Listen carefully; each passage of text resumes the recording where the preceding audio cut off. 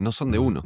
Porque uno cuando arranca con un emprendimiento, lo primero que haces es o contárselo a tu familia, que en ese momento tu familia es tus viejos, tus hermanos y tus amigos, que son tus amigos no sí por elección, pero más que viene, viste, una amistad así como de manada Sí, no relativa a lo que haces y no también. relativa a lo que haces ni a qué orientación de vida estás teniendo. Entonces, no sé si te pasó alguna vez de contar una idea y que te la tiren abajo, pero a mí me ha pasado y en esa primera instancia vos no sabés que la otra persona en realidad está proyectando su incapacidad en vez de evaluar tu capacidad. ¿Vos sabés que yo quedé en Estudiantes de La Plata? Claro, yo estaba en Estudiantes, Boludo. fui con mi hermano, quedamos los dos, y después de una semana cuando vi que tenía que entrenar No todos sabía, los... vos jugás bien al fútbol. Yo juego.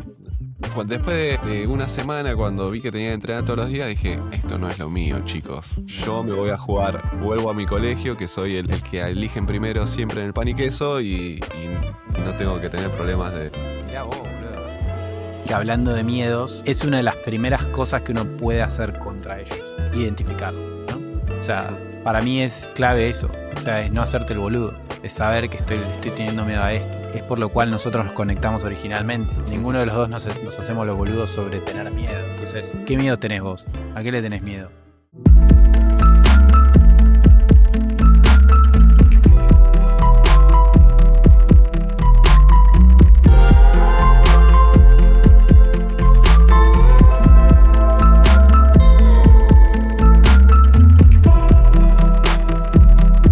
Eso siempre viene desde lo que uno de lo que uno sabe, ¿no? O sea, uno no tiene un listado de gente que sabe del tema, qué sé yo, sino que uno se vale por la noción que uno mismo tiene sobre lo que consume, sobre lo que experimentó con esa persona, etcétera, etcétera. Entonces, ya sea algo que digamos, vos conoces a alguien que está en la industria, que está en el tema, que está en la no sé qué, y lo podés relacionar con lo que vos ya sabés, consumiste, etcétera. Entonces podés sacar la conclusión que esa persona es relevante para el tema que vos estás preguntando, que estás compartiendo. O, naturalmente, con eso mismo te das cuenta que no es relevante, digamos. Y después para mí hay cosas cruzadas, como por ejemplo que sea creativo alguien, ¿no? Y vos estás de alguna manera entendiendo que la pregunta viene por algo creativo, la consulta, digamos, la duda que uno tenga viene por un lado creativo, y que no necesariamente sea autoridad, sino que tenga como una cierta apertura y una cierta permeabilidad, digamos, en relación a lo creativo, me parece que también es súper válido. Y esa persona que uno le asigna cierta autoridad puede también no tener que ver con la industria, el tema, el tópico que uno quiera tratar. También puede tener que ver con una cuestión de que hay una percepción de esa persona que a uno le sirve, digamos, ¿no? Entonces, por decirte algo, tu papá, ¿no?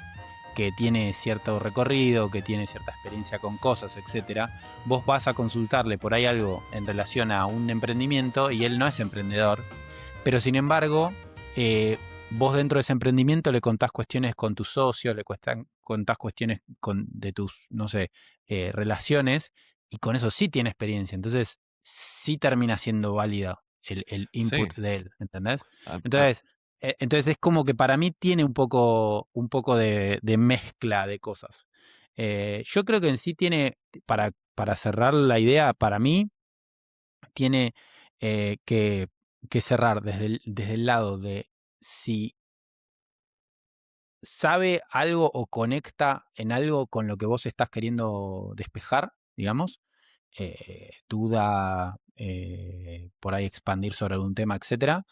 Y tiene que ver con el feeling que uno tenga con esa persona también. Porque para mí hay algo que uno por ahí, eh, digamos, a ver, no lo tiene tan en cuenta, pero el feeling uno lo puede usar medio de manera como adrede, eh, a tu favor. O sea, eso es algo que por ahí vos te cruzás con alguien manija y vos querés manijearte sobre algo y tenés ese feeling. Por decirte algo, yo tengo un proyecto, ¿no? Y, yo sé de antemano, yo sé que vos Lea, sos de una determinada manera que me parece que coincide con este proyecto. Yo Sí. te lo voy a ir a contar a vos porque necesito que me manejes, ¿entendés? Entonces eso también es válido. Me parece súper válido. Eh, Después bancatela si era toda una Sí, sí. pedorrada y fue por Eso demasiada es gente optimista. a quién le das autoridad, también a quién le comentás. A mí me pasó con esto de agarrar el bar o no, que le fui a comentar a amigos y algunos me manejaron y otros me lo tiraban abajo, onda, creo Estás que loco. no. Y tenés que convivir también con eso y entender que es así. Pero después también me pasó a lo largo de mi vida que de las personas a las cuales uno los tiene como máximos referentes, ¿viste? O que le das mucha autoridad o que admirás y decís que vos los marcas como un norte, de esas personas no solamente sacás cosas buenas, va, todo bueno, ¿no? Pero desde el lado de qué quiero, pero lo más importante es, bueno, qué no quiero, ¿me Hmm, entendés? ¿Cuál fue el costo para esta persona llegar a donde llegó? Bueno, no pasar mucho tiempo con su familia. Bueno, no. Porque vos ves cómo es su trato con los hijos y decís, che, está bien, es un crack en lo que hace todo, pero se lleva mal con todos sus hijos, ¿me entendés? Bueno, claro. no quiero descuidar esa parte como lo descuidó esta persona, y así con ejemplos de un montón de aspectos.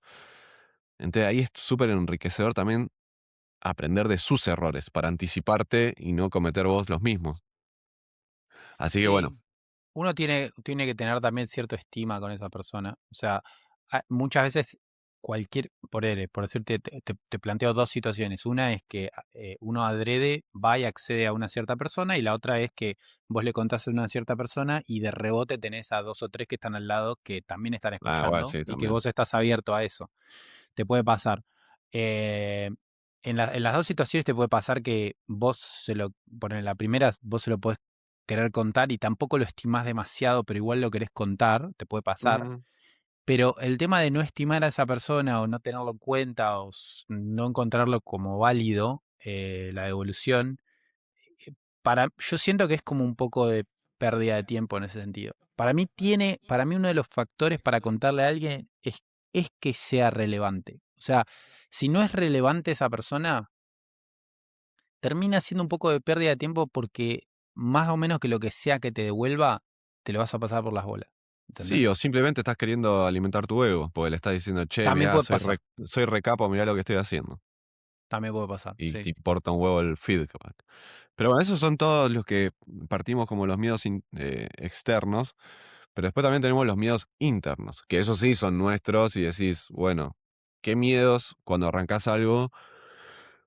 O miedo a no estar listo, miedo a que no funcione, miedo a defraudar a nuestros viejos, miedo a que, che, a mí en lo particular, ¿no? Cuando arranco con Barfus, yo estudié agronomía para ser ingeniero y ahora estoy lavando barriles en una vereda, Mm, che, mientras mis compañeros tienen una chata y están laburando en el campo para Monsanto, ¿entendés? Si vos decís, ¿qué estoy haciendo, boludo? mm. Cualquiera. Entonces, ¿cuáles crees que son esos miedos que yo ahí ya te marqué un par? ¿Y cómo atravesás esos miedos? Que ahí, bueno, ahora mientras lo estoy diciendo, se me va ocurriendo que es una frase que yo siempre digo, que no me acuerdo cuándo salió, creo que una charla que di, que era, sin visión no hay éxito, Ujú. que primero plantearte vos qué es el éxito para vos, ¿no? Entonces, para plantearte qué es éxito, tenés que tener una visión, decir, bueno, quiero llegar a este lado, un objetivo. Si yo llego a ese objetivo, me voy a considerar exitoso. Bueno, para llegar a ese objetivo, ¿por qué tengo que atravesar? Y ahí es, bueno, tengo que lavar barriles en una vereda, tengo que cocinar birra en un cuartucho de mierda, tengo que salir a vender y ser basureado por bolicheros, tengo que salir a repartir birra en mi auto hasta que pueda contratar un flete. Bueno, pero ya sabes a dónde querés ir. Y entonces, esos sí son miedos propios que creo que los podés atravesar si tenés en claro cuál es tu norte. Que es un poco inconsciencia también al principio, porque te mandás sin saber lo que va a pasar, sin... Yo creo que uno de los primeros miedos que uno puede como apuntalar y puede identificar, que, by the way, me parece que hablando de miedos, es una de las primeras cosas que uno puede hacer contra ellos, identificarlo, ¿no? O sea, para mí es clave eso. O sea, es no hacerte el boludo. Es saber que le estoy teniendo miedo a esto. Es por lo cual nosotros nos conectamos originalmente. Ninguno de los dos nos hacemos los boludos sobre tener miedo. Entonces, che, ¿qué miedo tenés vos? ¿A qué le tenés miedo? Y entender que también por ahí va. O sea, poder identificarlo, poder analizarlo. Y hablando de analizar el miedo, a mí me parece que una de las primeras cosas que uno tiene que poder identificar, sobre todo en los emprendedores, es el miedo al fracaso. O sea, yo creo que ese miedo no se supera siendo emprendedor. Yo creo que eso es algo que no lo veo muy superable. No lo veo muy superable porque uno está al límite siempre con eso.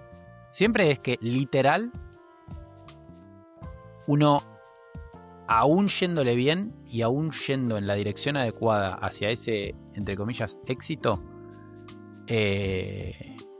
uno puede descarrilar y se puede ir al barranco y puede tener eso a lo cual le tiene miedo.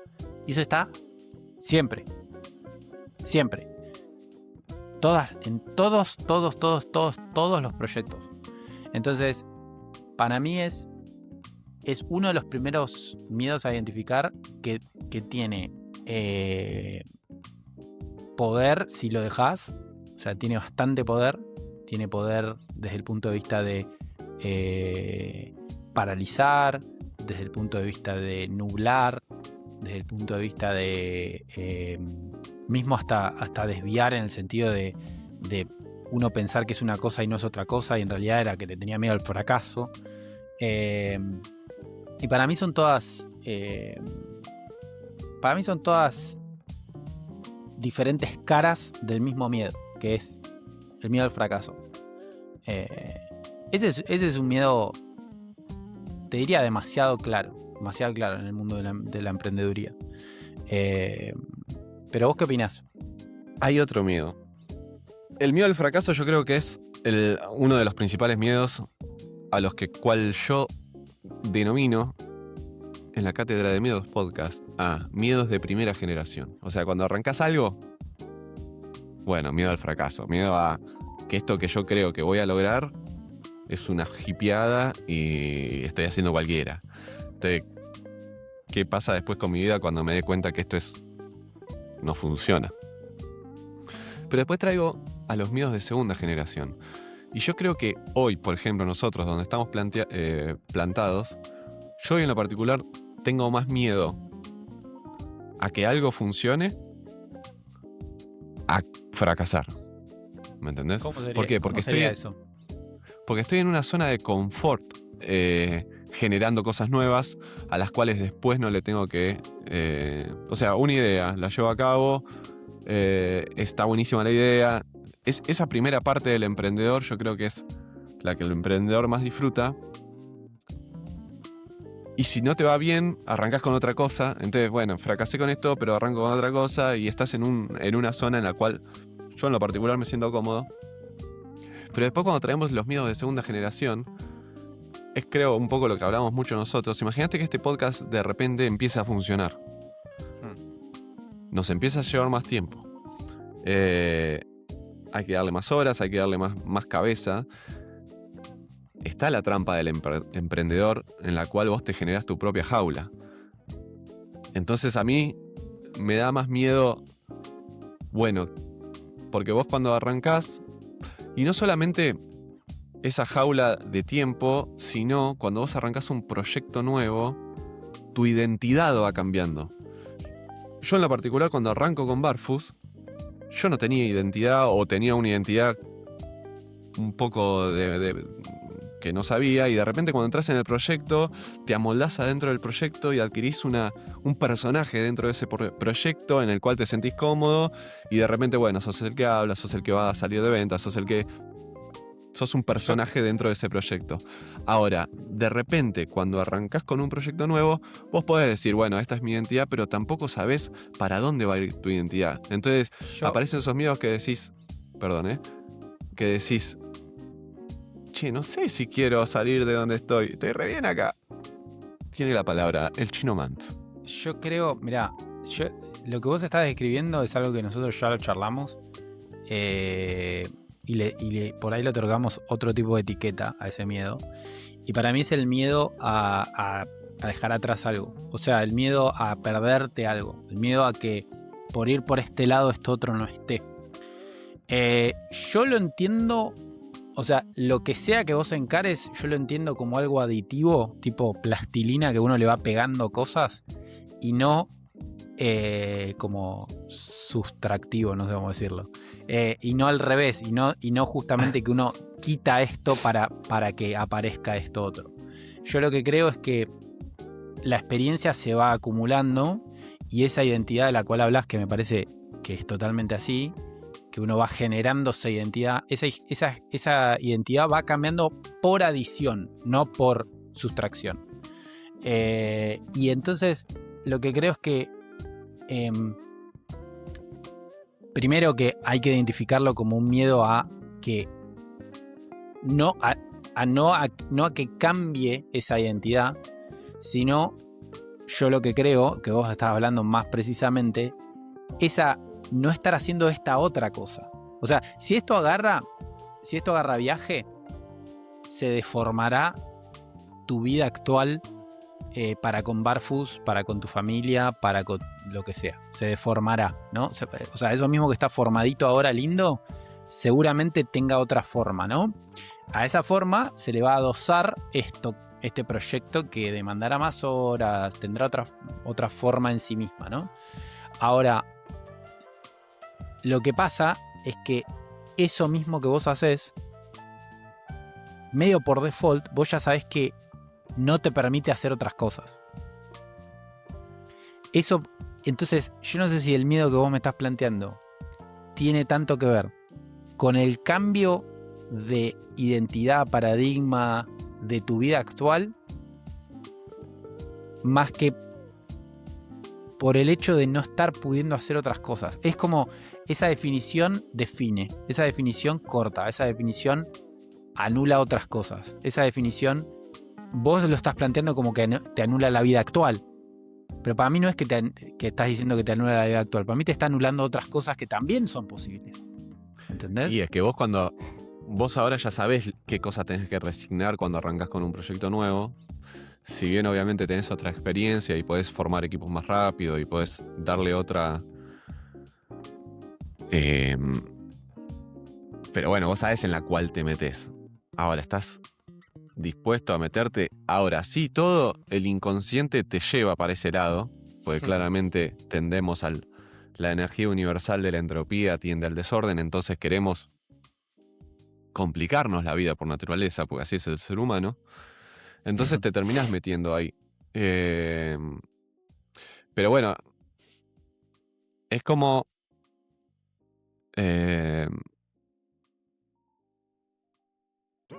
como eso, un miedo nuevo que aparece, que es, quiero dejar de hacer estas cosas que me gustan tanto.